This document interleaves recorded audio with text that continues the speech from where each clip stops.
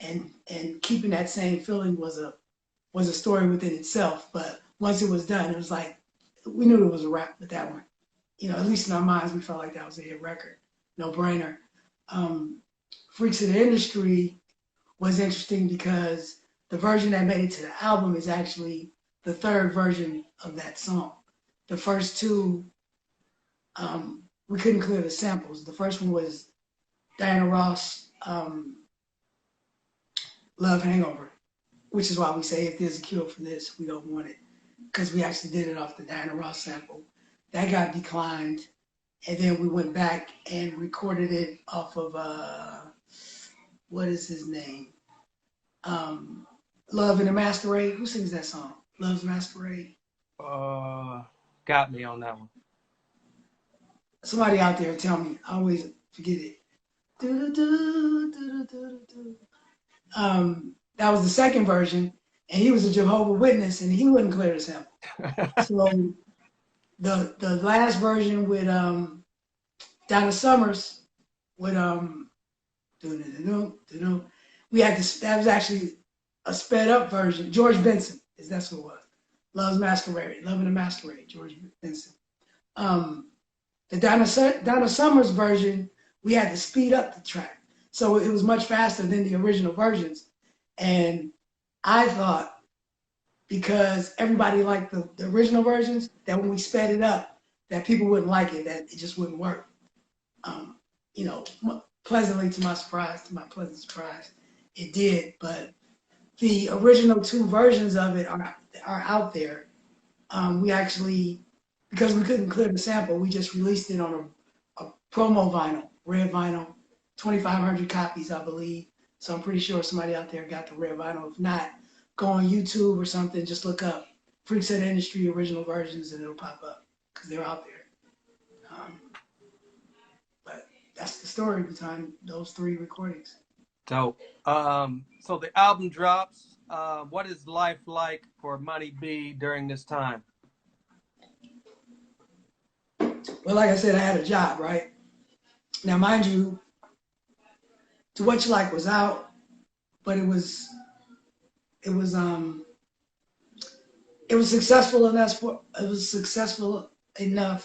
for us to secure the album deal, right? But I still had a job. And even when To What You Like was out, it was like #1 in Europe. We actually toured Europe for 2 months before Humpty Dance even, and that album came out. So we had toured Europe, but even when I went to Europe, I had to ask my boss. I was like, look, I don't know what's happening. I got to go to Europe for 2 months. When I come back, can I have my job, right? So I'm working. I'm at the job, and we had a radio and a cassette player at the job, and we used to play our shit. But I just remember sitting at the job, and Humpty Dance came on, and I just wasn't thinking, because I'm thinking maybe somebody's playing one of my tapes. And my guy was like, yo, Ron, because my real name was Ron. And he was like, yo, Ron, ain't that your shit on the radio? I was like, oh, shit, yep, it is. And I just kept working. And that shit took off. And next thing you know, we were asked to do our first national U.S. tour with Big Daddy Kane. I think that was like the spring of 1990. So that right after the album came out, shit started happening. And then we jumped on this tour. And I asked my boss again, I was like, yo, I gotta go on this tour. When I get back, can I have my job back? And he was like, all right, cool. And I never came back.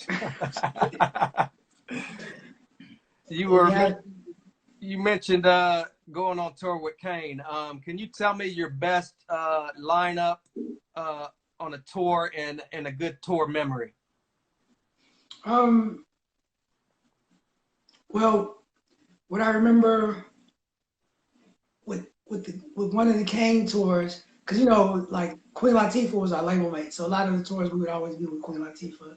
So it was like Big Daddy Kane, Queen Latifah, us, and I believe it might have been. See, my memory kind of, because all these tours they kind of meshed together.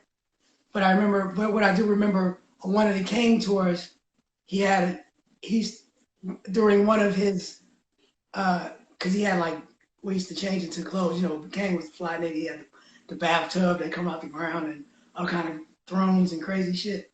So one of his little costume changes or whatever, he would have his cat, his homeboy from Brooklyn, Jay-Z, come out and bust for like 5 minutes. And I remember I was like, that's the dude that was on Hawaiian Sophie with Jazz O shit. And Jay-Z used to come out and rock, and nobody never really thought nothing of it.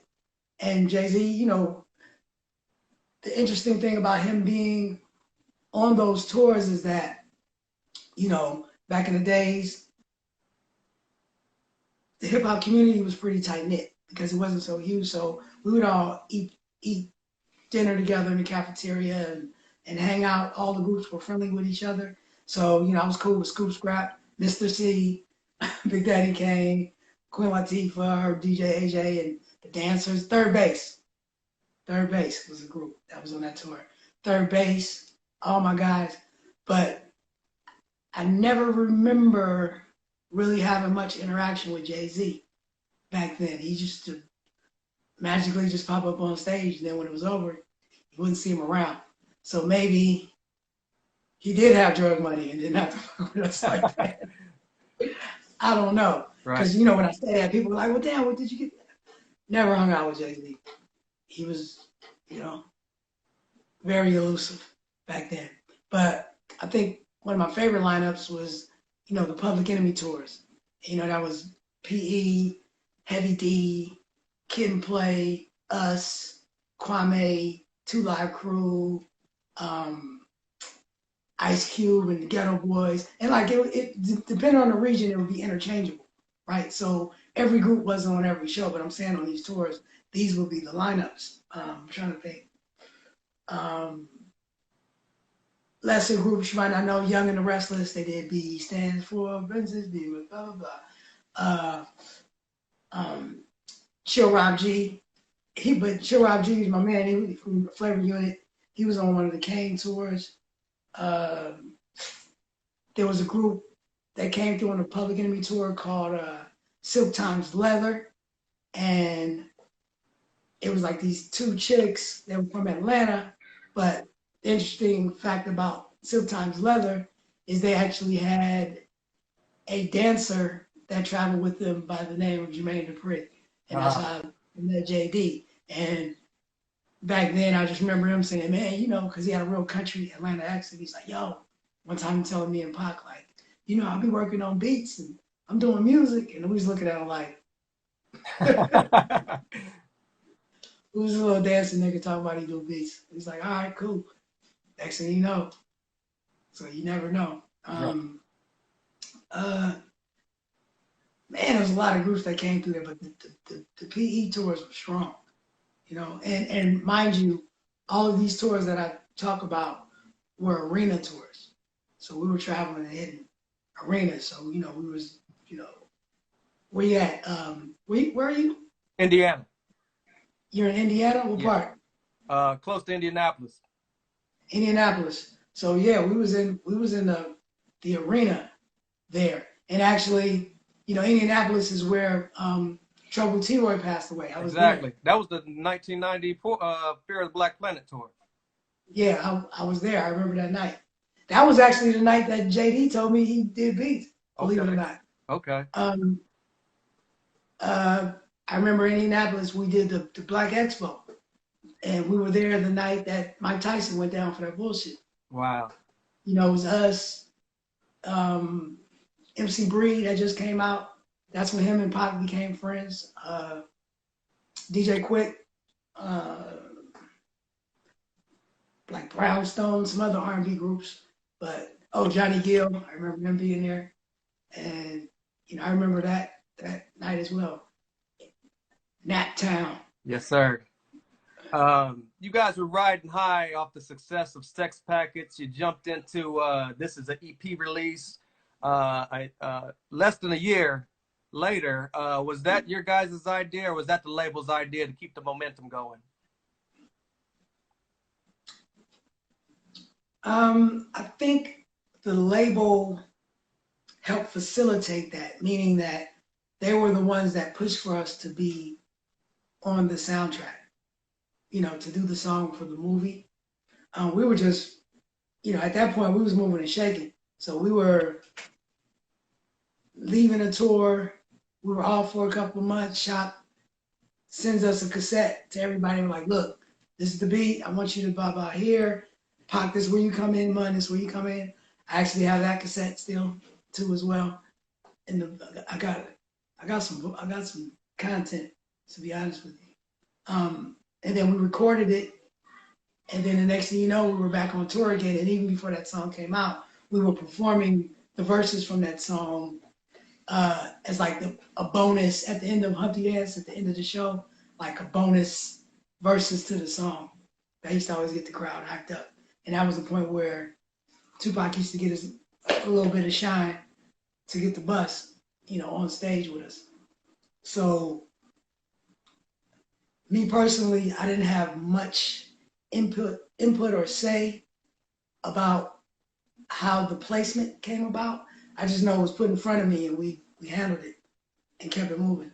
Was it always a plan to feature Tupac on a song eventually, or was it what happened with the EP release that Tupac finally landed a placement? I don't think it was like, man, one day we're gonna put you on. It was kind of like, by the time it was presented to us, he was a full member of Digital Underground, and he was an MC, and we knew he was dope. So it's like, all right, this is for the group.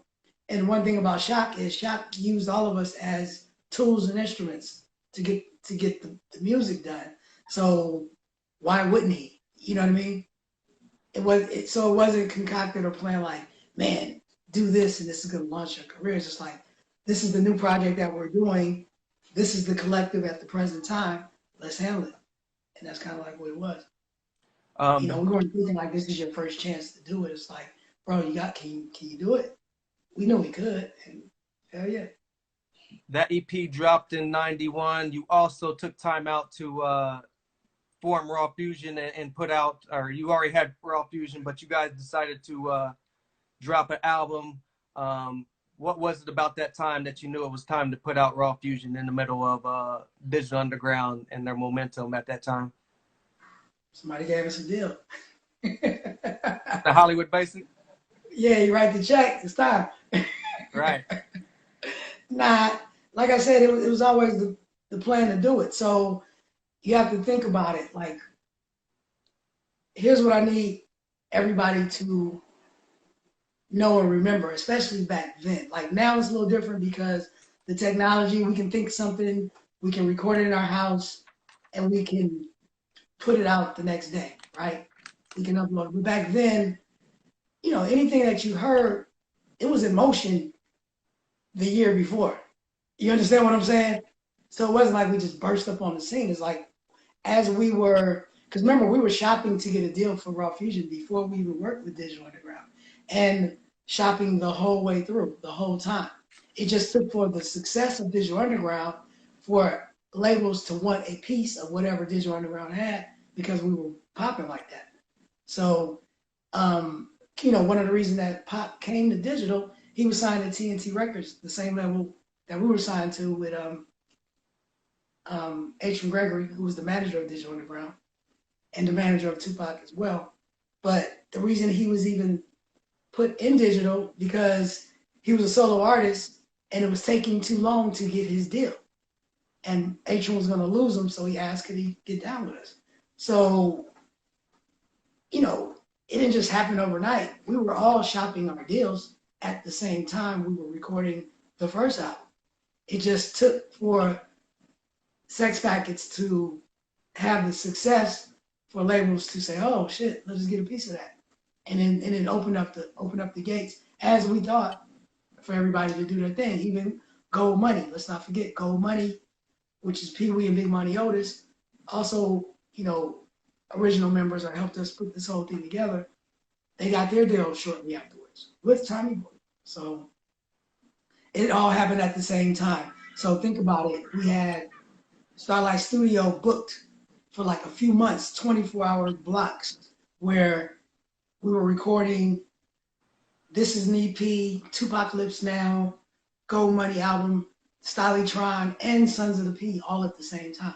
It was just a revolving door of us just, you could go to the studio at any time, day or night, and somebody's doing something.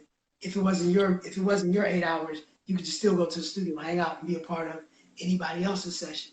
And a lot of our sessions would just run into each other. That's why, like, I was present for maybe 80% of the Tupacalypse Now recording because we were just there, and vice versa. Pop was in my sessions, and I'd fall in to some of the Gold Money sessions, and vice versa. We would go into the Sons of the P sessions when called upon because there was so much happening. Shot now he's bringing in George Clinton and all these funkadelic real players getting in and doing a thing and introducing some of the other members that hadn't been heard before, like Big Stretch and Mac Moan, and you know what I'm saying? So it was just a lot going on at the time, and we weren't consciously thinking of, man, this is the time to do it. We were just kids doing what we love to do, which is be in the studio and record. So any chance we got, we were just hanging out, kicking it. At that time, did you prefer doing the two-man collective with Raw Fusion, or were you more into the whole atmosphere of the Digital Underground? It didn't matter to me, man. I'm seriously a real hip hop head. Like I just like doing it. So regardless of if it was 10 of us in a room, Fuse is my brother forever. So that's never gonna change. And it wasn't like, man, I just want to create with you, Fuse. It's kind of like I just want to create. So, you my guy when it comes down to it. When we have to, believe it or not, before we got our money, we had to go home together because he was renting a room out of my mom's apartment. So we lived in the same place. So that shit didn't matter. Like I didn't feel any different being in the studio with 8 guys as opposed to being in the studio with 3 or 4 guys, whatever. Did anything change within the group, going from Sex Packets into Sons of the P? Or was it still the same motion as the last album? Well, I think from my perspective, creative wise, not much. But here's the thing. Like I said, when Sons of the P was being recorded, we were all recording our own albums respectively, right? So it wasn't like say Sex Packets, right? I was probably in every session, if not every other session. And during Sons of the P, I came mostly when called upon because I had an obligation to work on the Raw Fusion album. And remember, it was a 24-hour block, so like I said, our sessions would bleed into. But then there would be some cases where if I got out of my session at 8 a.m. and the DU session started at 6 p.m. and I wasn't needed, maybe I hung out in the next session, which is maybe Tupac and Gold Money, then I would go home and crash. And I might not wake up till 10 p.m. And I'm like, am I supposed to be at the studio? Nah, shit, I'm gonna kick it. Because, we started getting our little money. We had, now I got my own apartment, little penthouse. Fuse got his shit. Shot, Baldwin, everybody getting their own shit, and we doing our own thing. So, we weren't trying to get out the house Right. like that,